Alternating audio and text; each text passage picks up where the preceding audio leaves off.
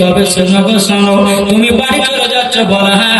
বলে আমার পোতা কোথায়? বলে আমার বৌমা আমিনার কাছে দিয়ে আসলাম। বলে গো হালিমা, কিছু আমার কাছে জিনিস নিয়ে যাও। বলে কি জিনিস?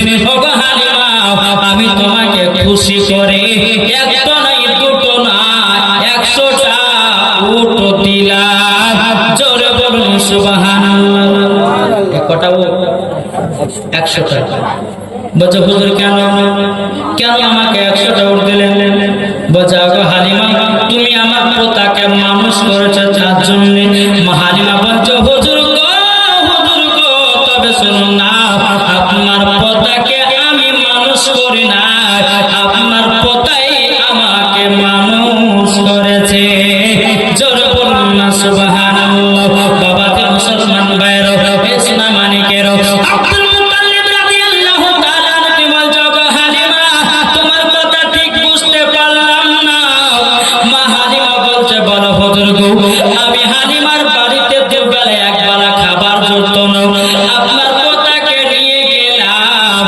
আল্লাহ পাক আল্লাহ তাআলা এত খাবারের বরকত দিয়েছে, এত বরকত দিয়েছে, 4 বেলা খেলেও খাবার ফুরায় না।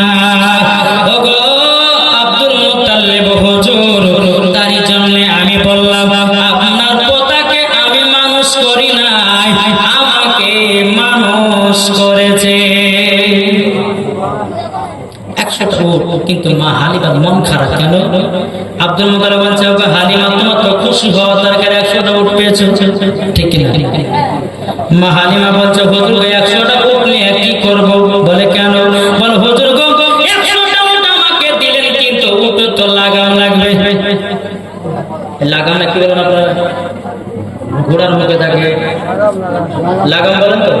জি, লাগাম লাগবে হুজুর।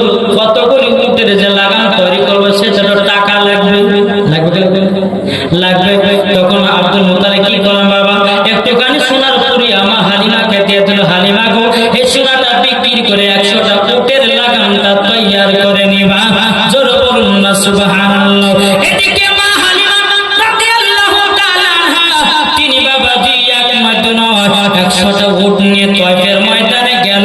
যেই নারীরা মা হালিমার প্রতি হিংসা ছিল, ওই নারীরা বলছে কি ব্যাপার, হালিমা এত উট পেল কোথা থেকে?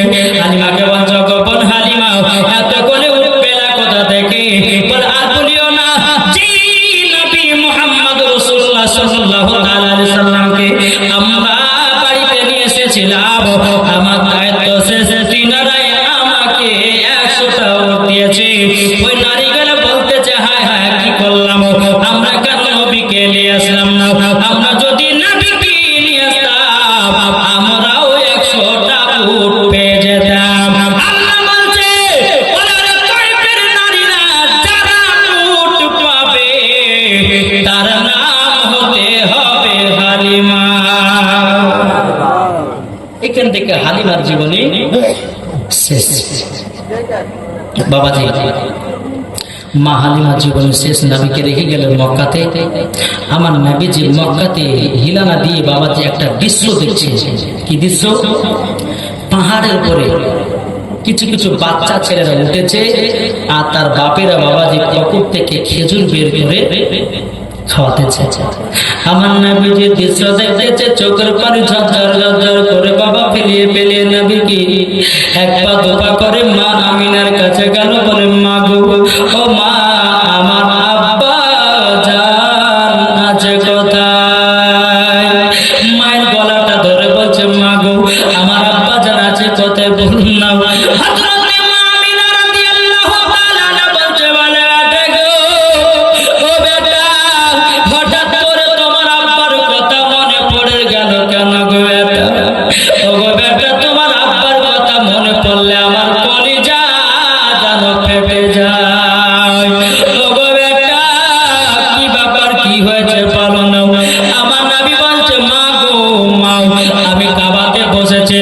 কিছু বাচ্চা বাচ্চা ছেলেরা পাহাড়ের উপরে উঠে তার বাপেরা পকেট থেকে খেজুর বের করে নিজে নিজের বেটাদেরকে খাওয়াতেছে।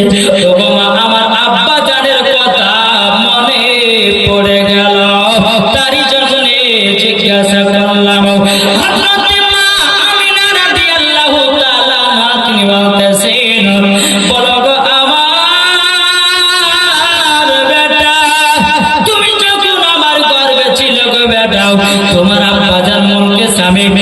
ব্যবসা করতে গিয়ে আর মক্কায় ফিরে আসো না। বেটা গো তোমার আব্বাকে আমি দেখতে পাইনি গো, 3 মাসের ভিতরে তোমার আব্বা দুনিয়া ছেড়ে চলে গেছে গো।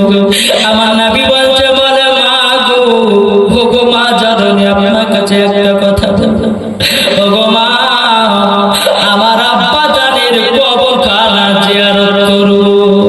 জোরে বলে আমার আব্বা জানের কবরখানা জিয়ারত করব। হযরতে মা হালিমা আমিনা রাদিয়াল্লাহু তাআলা চোখের পানি ফেলে বলছে বেটা গো, তোমার আব্বা জানে যেখানে দাফন কাফনের ব্যবস্থা হয়েছে ওই জায়গাটার নাম হলো মাকামে আবু বাবা জায়গা। এদিকে মা আমিনা বলছে বেটা গো, তবে তোমার আব্বার কবর যদি জিয়ারত করতে যাও গো বেটা, তবে শোনো তোমার দাদাদের কাছে যেতে হবে, ছুটি নিয়ে এক পা দুপা করে বাবা আব্দুল মুত্তালিবের কাছে গেল। শ্বশুর আব্বা, আমার মার বাড়ি হলো সোনার মদিনা, প্রায় 6 বছর পর যাব গো। শ্বশুর আব্বা, যদি 1 মাস ছুটি দিতেন আমার বেটাকে নিয়ে মদিনা যেতাম এবং আপনার বেটার কবর জিয়ারত করতো আমার বেটা। যখন বাবা এই কথা বলা, হযরত আব্দুল মুত্তালিব চোখের পানি ফেলায়া বলতো গো বৌমা আমিনা, বেটার কথা মনে করায় না। ওই বেটা গেল মুলকিস্তানে ব্যবসা করতে, আর যেন মক্কায় ফিরে আসলো না। বাবা যে মুসলমান ভাইরা ও সোনা মানিকেরা গো, এদিকে বেরাদুল ইসলাম মাদ্রাসা মানিকেরা আব্দুল মুত্তালিব বলছে চলো গো বৌমা আমিনা, আমার বেটার জন্য এখনো মন কাঁদে গো। আমার নবী রাহমাতুল লিল আলামিন দুনিয়াতে আগমন করেছে,